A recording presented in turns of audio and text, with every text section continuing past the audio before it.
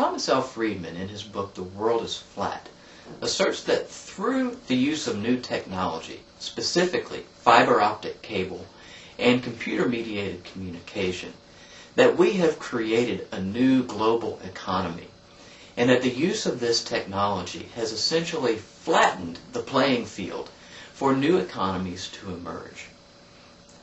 We're probably all aware that with the use of a computer and an internet connection, that we can communicate with someone from virtually any other part of the world. That we have now a globalized type of economy and a globalized type of communication. What this introduces to us is the opportunity to engage in largely intercultural forms of communication. Hi, I'm Greg Rickard, faculty member at Bluegrass Community and Technical College, and welcome to today's Key Concepts presentation on cultural norms and values, looking at how culture affects how you communicate. Today we're going to focus on what are called cultural norms and values. And we will take a look at 5 different cultural norms and values. High context versus low context cultures, individualism versus collectivism, power distance, uncertainty avoidance, and achievement versus nurturing cultures. Along with each of these cultural norms and values, we'll provide a description of what these values are, what these norms are, as well as discuss how might differing cultural norms and values have an impact on the process of communication. Before we get into discussing cultural norms and values, let's first talk about the concept of culture and what it means to communicate in an intercultural context.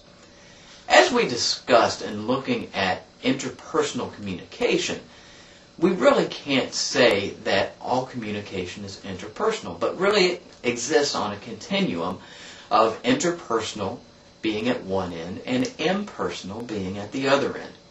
In the same way, we can't really classify our interactions as either intercultural or non-intercultural. But these also exist on a continuum, that there are certain encounters where culture will have a more significant impact on communication than other encounters. Another thing to realize as we talk about the concept of culture is that culture does not just mean differing countries or differing nationalities. I think sometimes we assume that different cultures only exist in different countries from our own. However, we have different cultures that exist within our schools, that exist within our city, that exist within our state, or obviously different regions of the United States of America. So we need to keep a broad perspective on what we mean when we talk about cultural differences. Let's now take a look at our first cultural norm, which is low context cultures versus high context cultures. A low context culture is a culture where communication is done primarily through words or through language. The meanings of messages is largely extracted based on the words or language that is used, meaning that a low context culture is a culture that focuses on talk or on verbal forms of communication. The communication styles in a low context culture tend to be very direct, meaning that we say what we mean, or we have what would be called a straight talk type of culture. The best communicators in a low context culture are those who are talented in speaking or expressing themselves verbally. When we look at a high context culture, the meanings of messages are not as closely related to the words or language that is used, but is based a lot more on the context, or where and when the communication happens, what is the relationship between the individuals, and also taking a look at nonverbal reactions or nonverbal aspects of the interaction. So in a high context culture, the focus is more on how something is said rather than what is actually said. So if we contrast the two different types of cultures, In a low context culture, if you were in a business meeting, for instance, and someone were to present an idea that really wasn't a very good idea, in a low context culture, someone may explicitly say, I don't think that's a very good idea, or I don't think that idea will work.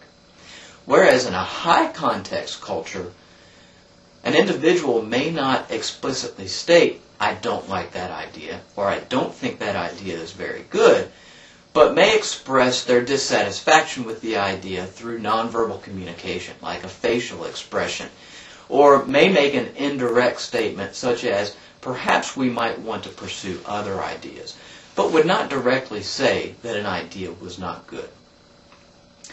If we take a look at some particular cultures that demonstrate both low context and high context interactions, high context cultures would be cultures like Japan, Saudi Arabia, or Korea, whereas low context cultures that value verbal interaction, would be the United States, Canada, and Ireland, for some examples. Now let's take a look at individualism and collectivism. Individualist cultures are cultures that place a large value on independence.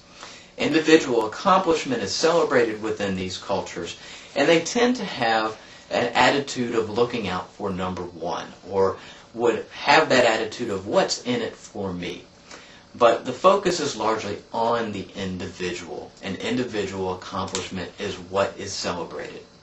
Whereas a collectivist culture places a greater value on groups than on individuals. Individuals in their actions first take into account what would be good or what would be beneficial for the group, rather than what would be good or what would be beneficial for me. The focus in these cultures is more on group cohesion and group harmony and maintaining the group itself. Individualist cultures are cultures like the United States, Australia, and Great Britain. Actually, the United States is one of the highest individualist cultures in the world, whereas collectivist cultures, examples would be nations like Guatemala, Ecuador, and Taiwan. So how is communication influenced by whether you are an individualist or a collectivist in your cultural orientation? First of all, individualist cultures are going to tend to be more outspoken and are going to tend to voice their opinions, whereas collectivist cultures will first think about how will this opinion or how will my input have an impact on the group. If it's perceived that what I have to say will have a negative impact on the group, then it's less likely that I will voice that opinion or will voice that particular perspective. Next is power distance. High power distance cultures are cultures in which a large amount of power is concentrated within a few specific individuals. The expectation in a high power distance culture is that the individuals within that culture will be law-abiding, will be obedient. Authority is not questioned in a high power distance culture. For example, a dictatorship or a monarchy would be cultures where a large amount of power is concentrated within a few individuals. A low power distance culture, on the other hand, places a greater value on equality among members of the culture, and that the power within the culture tends to be more equally distributed among members of that culture. Within this culture, challenging authority would be seen as acceptable, and each individual within the culture is perceived to have an equal opportunity to achieve.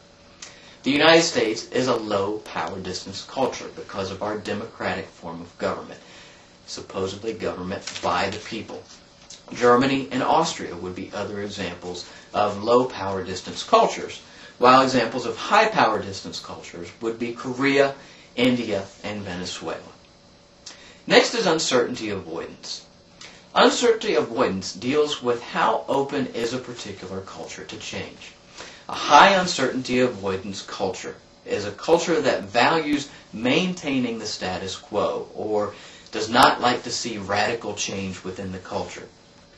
Situations of uncertainty within a particular culture cause stress among members of that culture, and individuals who do not seem to conform to the status quo are perceived as threatening within that culture. In a high uncertainty avoidance culture, rules are expected to be followed and enforced. In a low uncertainty avoidance culture, change is accepted and change is actually seen as opportunities or as something that is desirable. People that do not conform in a low uncertainty avoidance culture are not perceived as so much of a threat, but maybe more as individualistic. Low uncertainty avoidance cultures also tend to be more open to change and to innovation. High uncertainty avoidance cultures are cultures like Japan, Greece, and France, whereas a low uncertainty avoidance culture would be cultures like the United States, Jamaica, or Hong Kong. Finally, our last cultural norm is achievement cultures versus nurturing cultures. An achievement culture is a culture that focuses on individual success and the accumulation of material goods. Within achievement cultures, there tend to be very clearly defined roles of individuals within that culture, specifically roles based on gender. And often these cultures are referred to as masculine cultures or success-oriented cultures. On the other hand, a nurturing culture or low achievement culture places a higher value on relationships rather than material success. Within this culture, there are few distinctions of gender roles between males and females, and they focus more on cooperation rather than on competition. Often these cultures are referred to as feminine cultures. High achievement cultures, examples would be countries like Japan, Australia, and Venezuela, whereas nurturing types of cultures or low achievement cultures would be Scandinavian cultures such as Denmark and Finland, and also the Netherlands. So, in summary, we've taken a look at different cultural norms and values, specifically high context and low context cultures, individualist versus collectivist cultures, power distance within cultures, the level of uncertainty avoidance, and also achievement versus nurturing cultures. Many of these cultural norms and values have been identified and studied by Geert Hofstede. And if you want to investigate some of these different distinctions a little bit more closely, you can visit the website that's listed on the PowerPoint slide. As we conclude this Key Concepts lecture, let's realize that often difficulties in communication are connected to differences in cultural norms and values, and that as good interpersonal communicators, we want to avoid the tendency to be ethnocentric, or thinking that our culture is superior to other cultures. Because as we open ourselves up to accepting other cultures as simply different rather than right or wrong, we are making ourselves more competent intercultural communicators.